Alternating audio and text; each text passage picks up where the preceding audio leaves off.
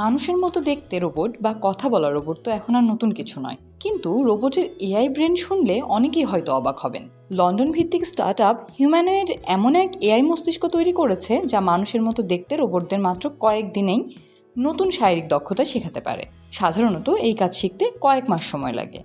বর্তমানে কারখানা ও গুদামে রোবট ব্যবহারের যে প্রতিযোগিতা চলছে, তাতে এই উদ্ভাবন বড় প্রভাব ফেলবে বলে ধারণা করা হচ্ছে।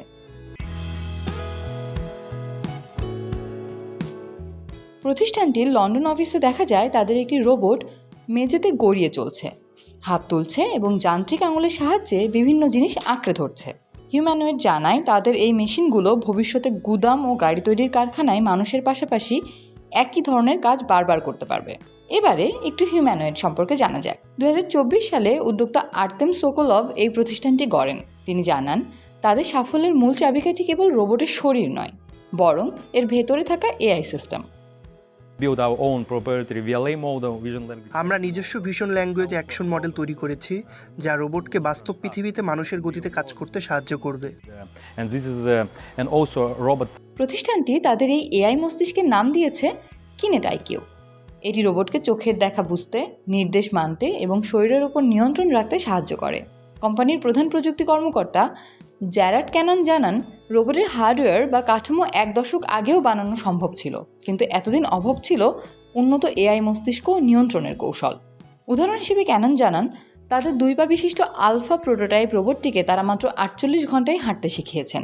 এটি প্রতিটি কদম আলাদা করে কোডিং করে শেখানো হয়নি, বরং কম্পিউটারে একটি ডিজিটাল সংস্করণ বানিয়ে সেখানে রোবটটিকে অনুশীলনের সুযোগ দেওয়া হয়েছিল।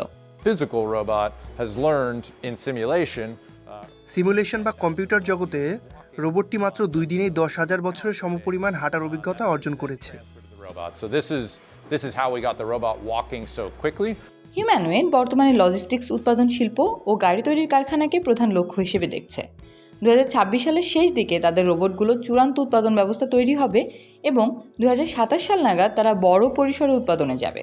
যদিও এই দৌড়ে টেসলা বা ফিগার এআইয়ের মতো বড় বড় প্রতিষ্ঠান রয়েছে, তবে সোকোলভের দাবি তারা অল্প সময়ে অনেক বেশি গতিতে এগিয়ে যাচ্ছেন। এখন বড় চ্যালেঞ্জ হলো ল্যাবরেটরি নিয়ন্ত্রিত পরিবেশের বাইরে সাধারণ কর্মক্ষেত্রে এই রোবটগুলো কতটা নিরাপদ ও সফলভাবে কাজ করতে পারে তা প্রমাণ করা।